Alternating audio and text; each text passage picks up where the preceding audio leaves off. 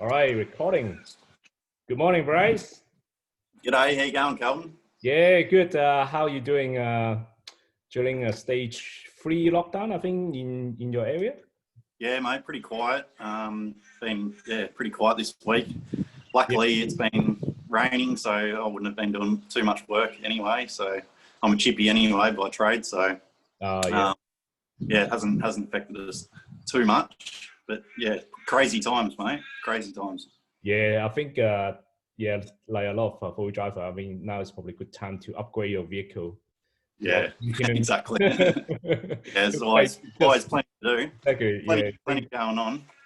Yeah. Look at your truck behind; it's so clean. Yeah, not too bad. That'll be great later on. Yeah, if you can walk through your vehicle and just tell us what you've done. Looks pretty awesome, especially the fun bar. Like, looks pretty. No, it does the trick. It's my weapon of choice at the moment. So yeah, pretty happy with it.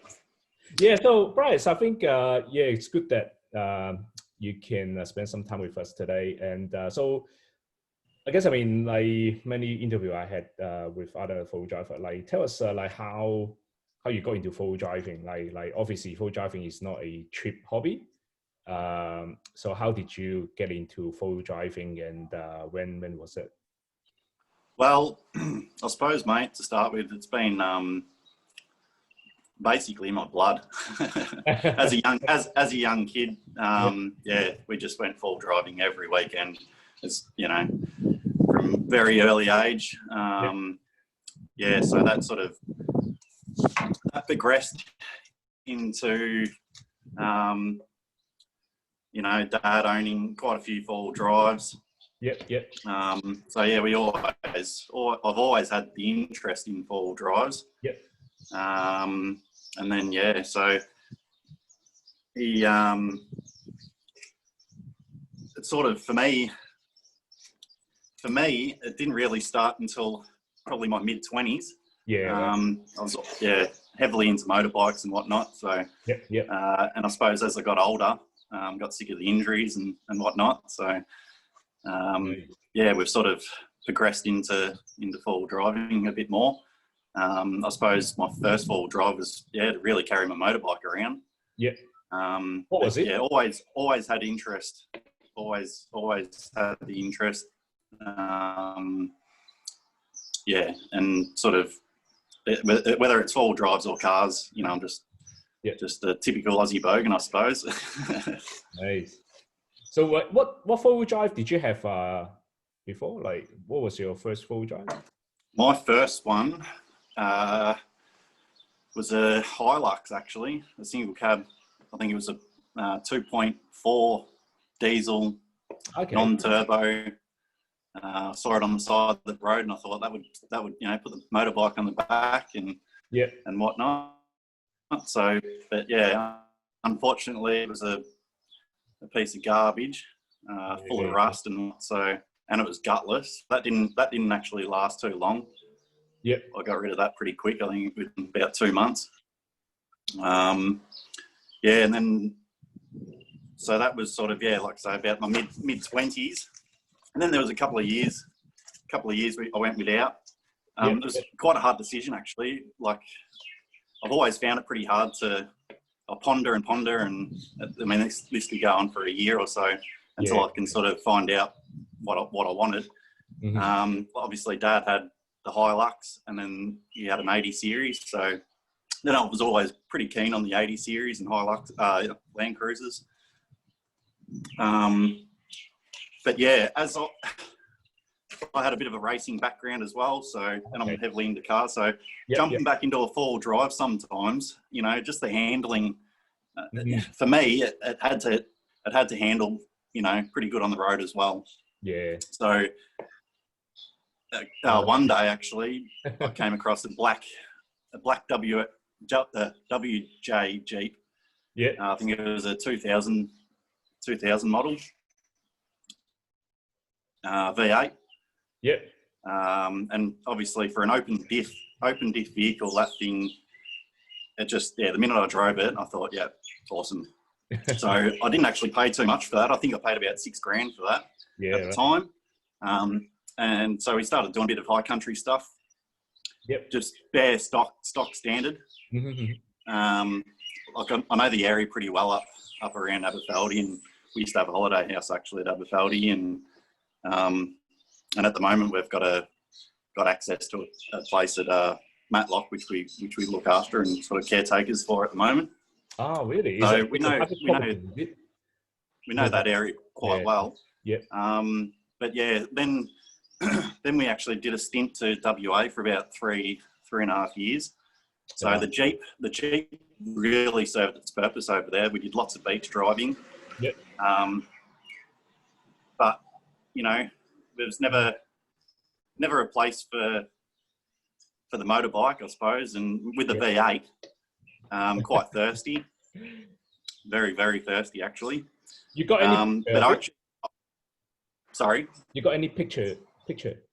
You got any pictures of it? When I do the next section, I'll dig up some photos and whatnot. Yeah. Good night. And because it was a pretty, used to get a few comments actually on it. But yeah, obviously when we went to WA,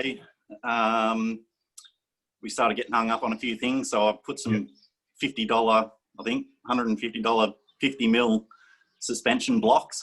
Yep. Raised it up, got the grinder out, banged some 33 bighorns under it, and we started going places. It was unreal, that thing. It just, being an auto as well, it was just very, very thirsty. So, and loading it all up with all the gear and whatnot, I just found we needed something bigger.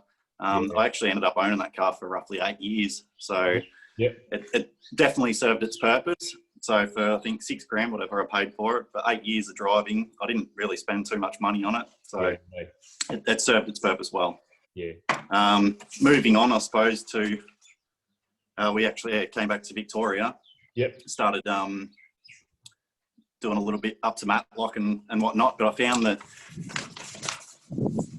with work and whatnot, being a chippy, it was time to probably upgrade to a ute. Yep.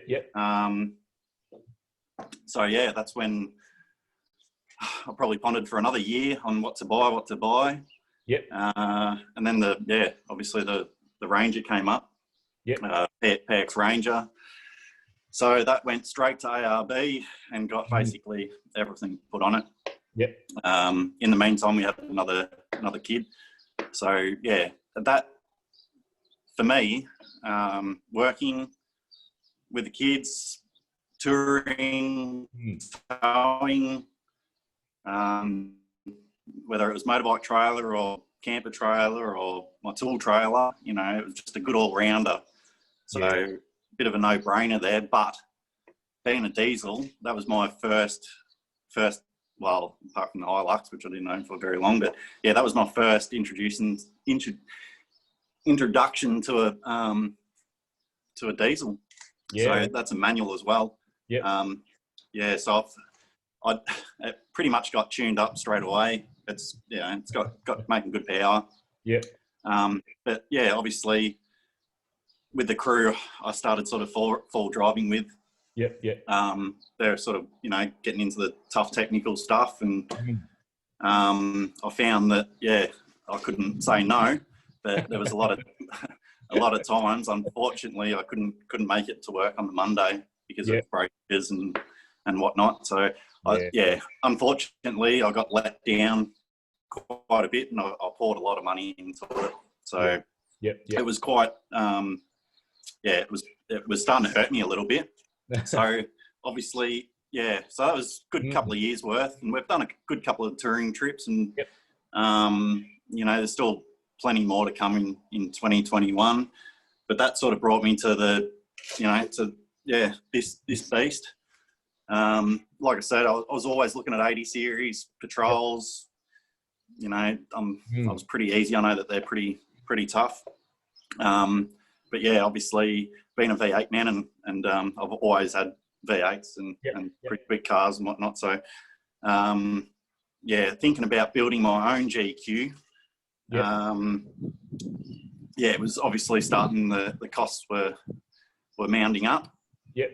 So, you know, I started, just having a look around. Well, yeah, within a couple of weeks, this one came up. Yep. In Newcastle. So yeah, jumped on the plane and drove up there.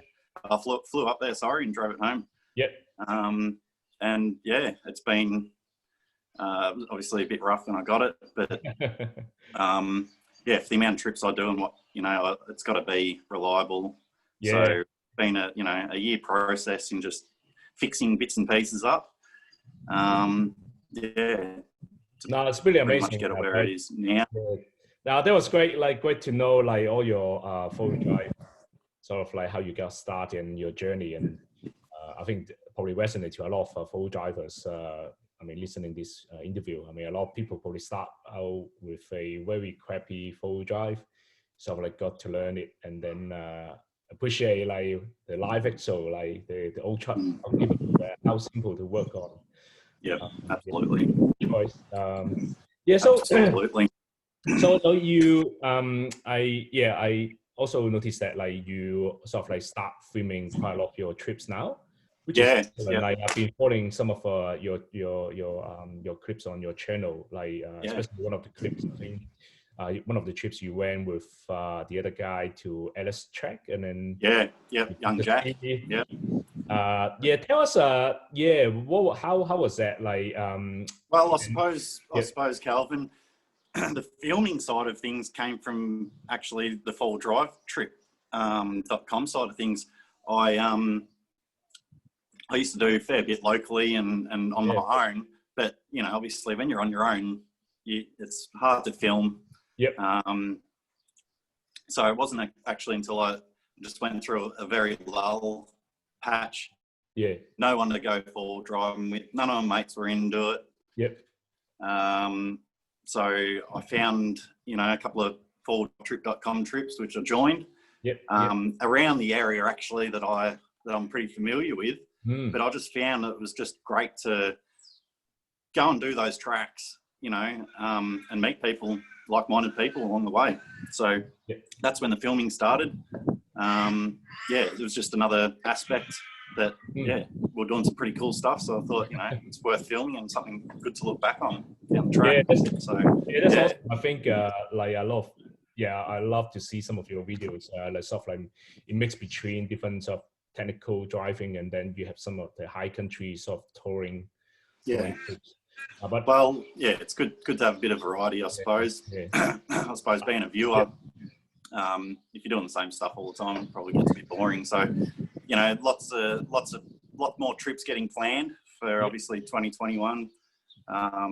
Hopefully my filming and editing can get a little bit better. Suppose I'm going to take a bit of this quiet time to. You will have. You know, and I enjoy doing it, so I can only progress and get better, hopefully. And then obviously with all trips coming up, obviously through Four-Wheel Drive Trip, the platform which I'll be using. Proud ambassador now for Four-Wheel Drive Trip. So I think it's a fantastic platform.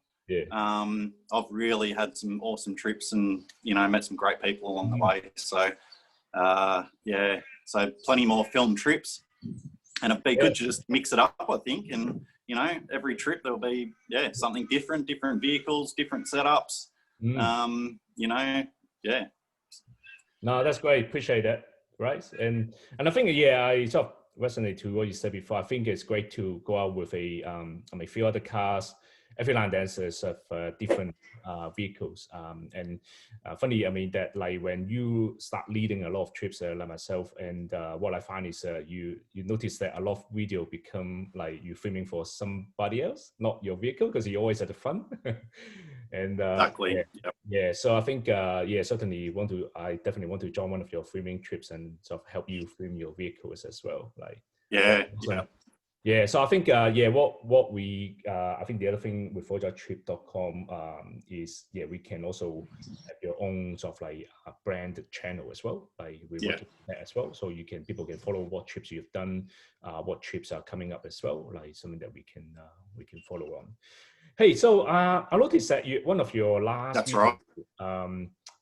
Your missus, like she behind the wheel. Like, looks like she's pretty keen on four-wheel driving as well. Yeah, look, she's a bit of a pocket rocket. She'll have a crack at anything actually. So yeah, awesome. The minute I drove it into the driveway. Actually, she was straight in it and up the road. Wow. So yeah, no, she enjoys it. Not so much the extreme stuff. Yeah, right. But yeah, she loves her V8s, and yep. Yeah, she's just as big a bogan as what I am in that sense. But yeah, look, I mean, they're pretty easy to drive, really. Yeah.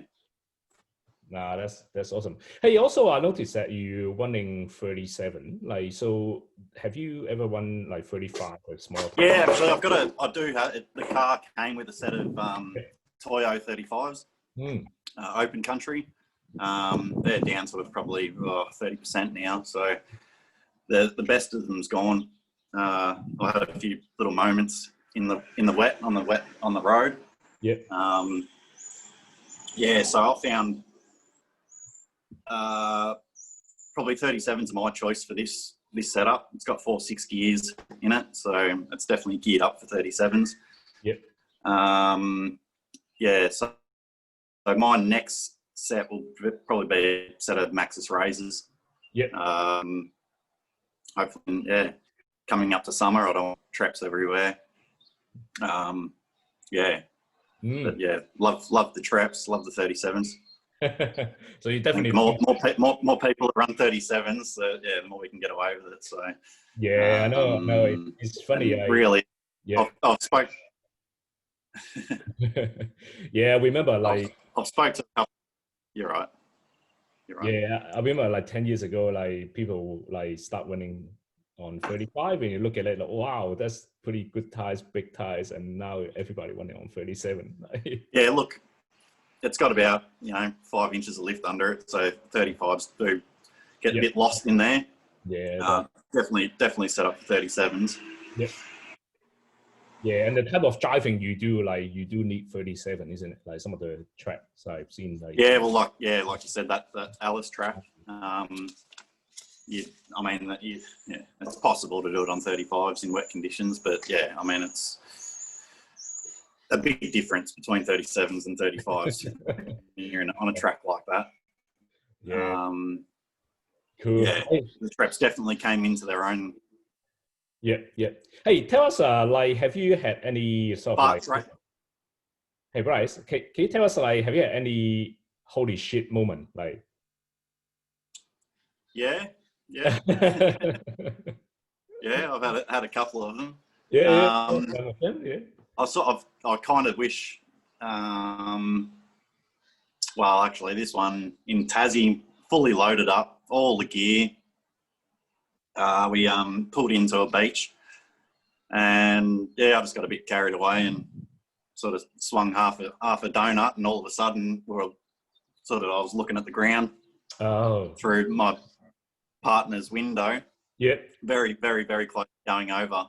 Obviously, just wasn't expecting that at all. So it picked up and nearly on our lid. But so yeah, I mean, it was just a bit silly on my behalf, but that was sort of out in the middle of absolutely nowhere. That could have ruined our 10-day trip in Tassie, but yeah, lucky to get out of that one. What car was it? That was the Ranger, actually. Yeah. Okay. Yeah. That's scary. I think it certainly feels that slow motion, isn't it? When you exactly. Yeah. Lucky we were still moving a little bit, and I sort of turned into it, and it boom came back down onto all fours. Yeah. But yeah, look, I've probably had more scarier moments in the Ranger than I have in the Patrol. Yeah. Right. Just because it's more capable. There's been a few hairy moments. Weber Spur was one of them, coming down Weber Spur in the Ranger. Gets pretty hairy in the IFS, and you really, really got to pick your lines. So I lost a few litres of sweat coming down that one. But trying to obviously play it cool with the missus in the car and the kids in the back and whatnot. So, you know, it's just, but that's what we do. Yeah, it's you can. Drivers. Yeah, I think you can tell like your Patrol, like you got all the bar work around the side. Like definitely tell us a bit more later. Like looks. Well, there's a bit more to come actually. So we're just awesome. I can't. It's hard to decide though. There's so much good stuff going around at the moment. Yeah. So, hey, one question I always want to find out from other full driver, like because every time when I drive past a full drive, like oncoming, a lot of time they sort of like the driver wave to you, right? Like, do you do that a lot? Yeah, and that never happened in the Ranger. And the minute I picked that thing up, coming through or coming out of Newcastle and going through out the back of Sydney, and mind you, this was at 3 o'clock in the morning. Yeah, right. Pulling up at servos and plenty of servo stops. But yeah, just constantly, just people, waving out the window and it had about 7 inches of lift then, so it looked like a monster truck coming down the road. But from that day, you just full respect. Actually, you don't realise people still love a GQ. Yeah, it's funny. Like similarly, sometimes I came across occasion like this, and my wife was and always looking at, hey Kevin, what are you looking at? Like I said, no, I'm looking at car. Like no, it's funny. Yeah, a lot of that's right. they wave to you and just really good gesture, I guess. Yeah. Definitely. Yeah. So hey, so you'll always see a GQ coming towards you. They definitely stand out and square body. Yeah. Hey, the other thing I want to ask you is, what is your next upgrade potentially? I think you mentioned about tires. What is the next big upgrade? Tires not really an upgrade. That's just to keep you rolling, I suppose. So look, I've got the back out of this one at the moment.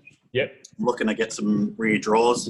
I've just been running a little Waco fridge, but I've actually got a good ARB, one that I usually run in the Ranger, but I want to swap that over to the GQ for get it ready for summer and whatnot. So so rear drawers, get a good rear drawer set up for that. Yep. Just to make it a bit easier. It's been a bit of a nightmare. Just getting things a bit more organised. Yep. Obviously, getting into the more technical stuff, a high mount. Yep. And the razor tyres. That's what's going to happen to the GQ hopefully this year. Yeah. The Ranger's pretty set up. That's all good. That actually needs a new motor, unfortunately. So that'll be happening shortly. It's done a head gasket, so we're doing changeover in that, and then getting it ready for a couple of big touring trips next year that we've missed out on this year, unfortunately. Yeah, true. Hey, so what's the most important factor for your purchase? Like, do you care much about the brand, or do you care mostly the cost? And so what's your... Quality is key. Yeah. Hopefully you buy it once and you don't have to buy it again. Yeah. Like King Swag, for instance, I don't know, mates that have gone through three King Swags in 5 years. Like I got Darchie Swags. Or Crash. I think branding does make a bit of a difference, but you still got to look around. There's always new stuff coming out and whatnot. So really, quality for me. Yeah, no, that's close. And so I know that like you are giving a travel buddy with helping coast to coast. Yep. So I'm lucky to have Coast to Coast as a sponsor. Jumped on board now. So hopefully.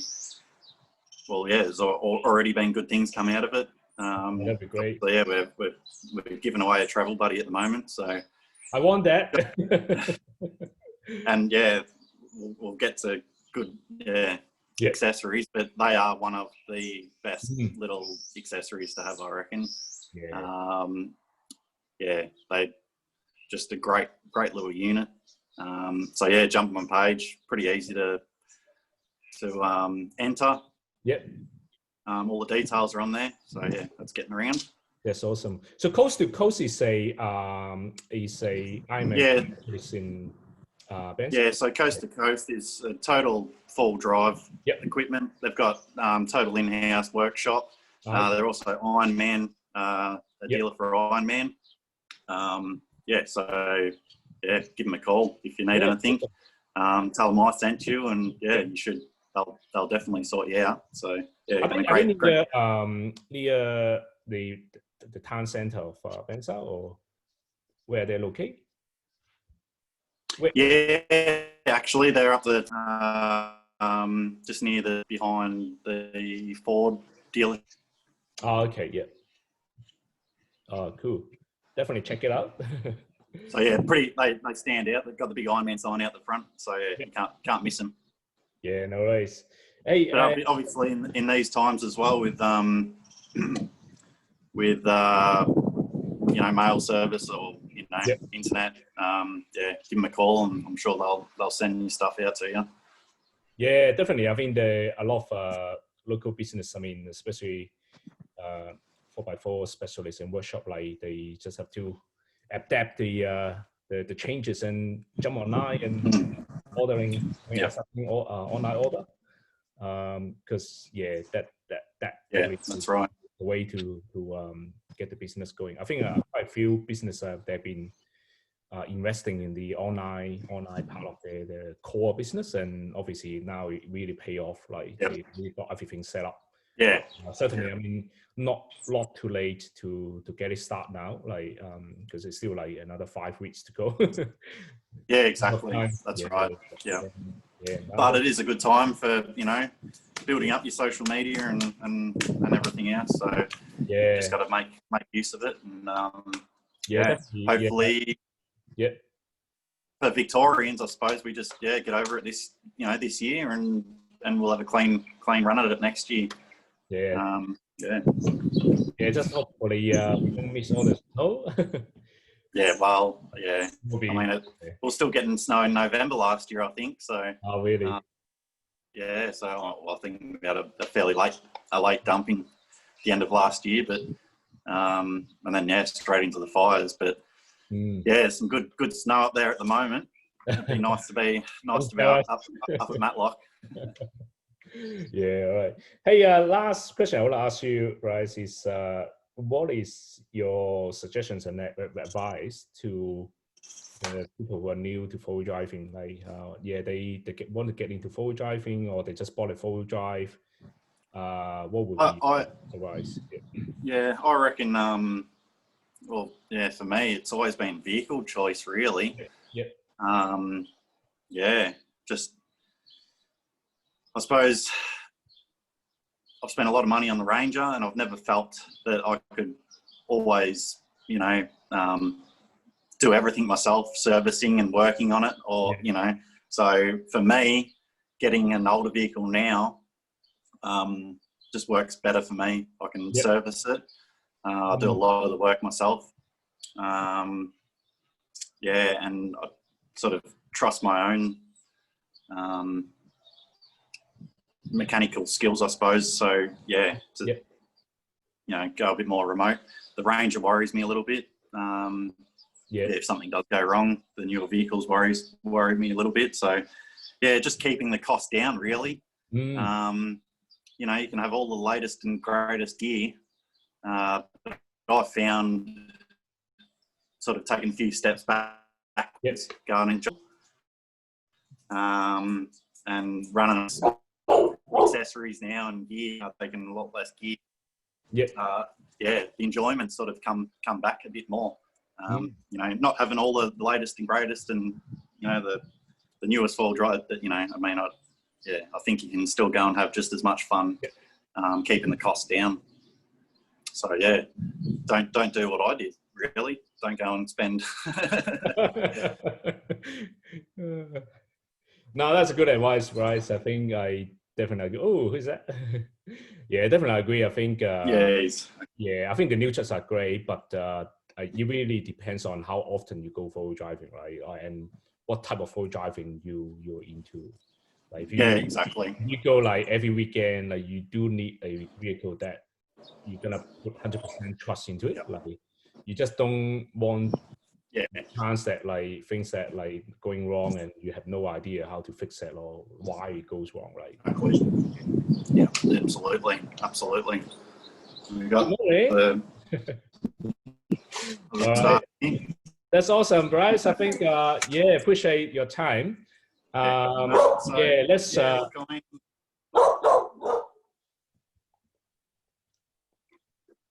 sorry, got cut off before. So let's definitely want to jump on your vehicle and have a look. If you can take us through your vehicle, just go around it, and yeah, that'll be great.